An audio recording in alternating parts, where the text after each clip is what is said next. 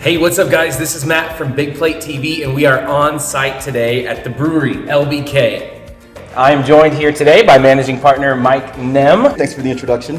I've been an avid craft beer fan since college days. When I started my undergrad studies, that was kind of at the culmination of craft beer and the explosion across the United States. Really just a huge movement there. That love for beer has culminated in opening this brewery up about 3 years ago with Cameron West. Craft beer can be every bit as complex and nuanced as wine is. For a brief primer in the creation of beer, the main ingredients are going to be water, malt, yeast, and hops. And to kind of give a rundown of each one briefly, malts are kind of what give beer the maltiness, the breadiness, the body. Okay. Malts range from anywhere from base malts, which are light and lightly toasted and very neutral flavored, to ones that are more roasted and caramelized and darker and deeper. What about hops? I don't know much there. So hops are what are going to provide bitterness to beer. A lot of times hops can be masked to complement different foods. They can cut through different ingredients. They can really accentuate food in a way that people wouldn't expect. They also add a lot of different aromatics to beer as well. And again, flavors that range from herbaceousness to spice to fruitiness and everything in between. Perfect. And so yeast is the fourth ingredient in beer. That's what's added at the end after the wort to basically, it eats fermentable sugars and it basically ferments it into alcohol.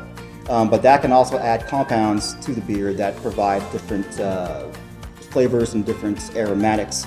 Things like spice, cloves, banana, fruitiness. So when we talk about appetizers and things that go well with delicate foods, or lighter foods, lighter fares, champagne sparkling wine is very similar to one of our beers that I like to pair with an appetizer is our Doc Chilton or our German-style Kolsch.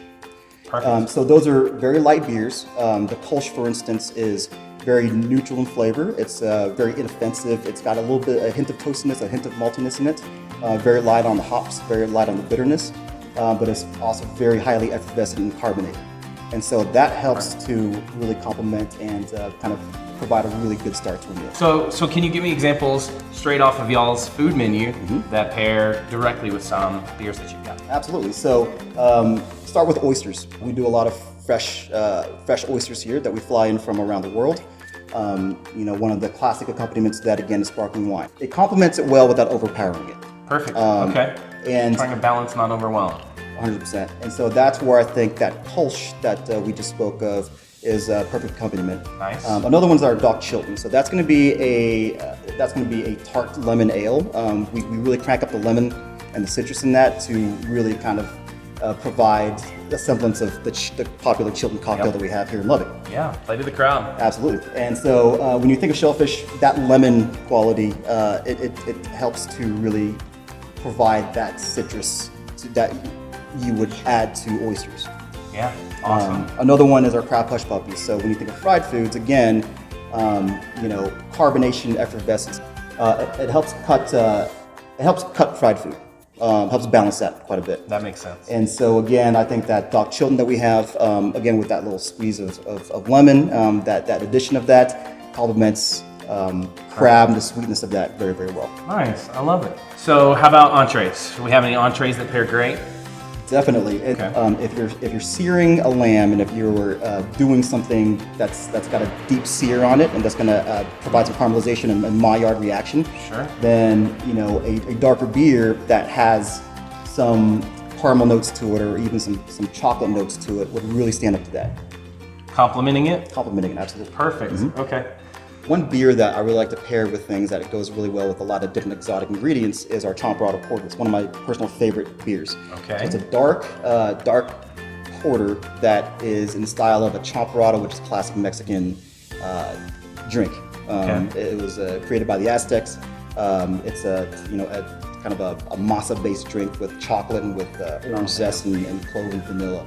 And so we replicated a beer based off of that. It's going to be a big kind of chewy, dark porter.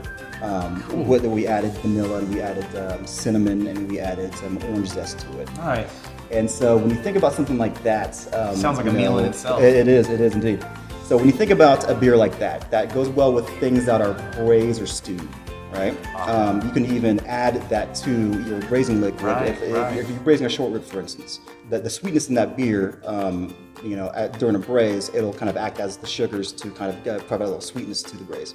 Okay. And so I think it's a perfect complement. The cinnamon adds a lot of complexity to it, a lot of different spice that you wouldn't normally get. And so, I like big braises with that. I like big meats. Barbecue I think works really well with that. Nice. And of course, moles and things that are kind of chocolate based.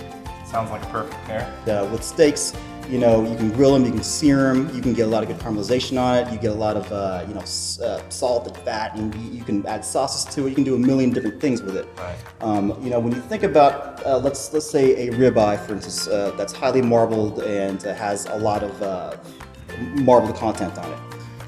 I think one of our bigger beers, like again a stout or a porter, would really work well with that. Okay. So you're kind of matching, and it's standing up to the steak, and the steak standing up to the beer, right? Neither overwhelming the other. Absolutely. So those complement well. So another thing to consider when pairing entrees is the spice level. And so one of the things that you want to look out for whenever you're pairing spicy foods with a beer is to avoid hops. The hop bitterness is something that's going to accentuate that spice. It's not going to cut it very well. Make it worse. Exactly. So if you find a beer that is that is a little sweeter, that is a little maltier, that will go a longer way in cutting that spice and helping to tone that down a little bit. That's awesome. We're learning a lot today. And so something that we haven't talked about yet is desserts. My favorite part. A fine ending to a meal, right? Yes. And so, depending on what kind of dessert you have, and that can range from something that's light and something that's delicate to something that's dark chocolate, that's sauced and or a cake, something dense. Our Chomperado Porter, we have an Irish whiskey stout that has a lot of sweetness and maltiness, a lot of body. A lot of caramel notes, a lot of toffee notes that would really go well with a lot of different desserts. Before we go, congratulations. We just heard the news. Thank you. Rated #1 brew pub in America, right? Thank you. Yes, that was everything. Being on that top 20 nominee list. The icing on the cake was just the amount of votes that we got and the amount of support that we got from the local, from Lubbock, and from everyone here, from our community, from our beer fans, and so it's just been an amazing ride. Yeah. And we're so glad and privileged to have the opportunity to be able to represent Lubbock in this manner. Y'all, if you haven't been downtown, we're on Broadway and Jay. This is a super unique location, really cool environment, great patio, cool spot to have a beer. Come in, try something new, say hi to Mike, and come try to pair a dish. Cheers. Cheers.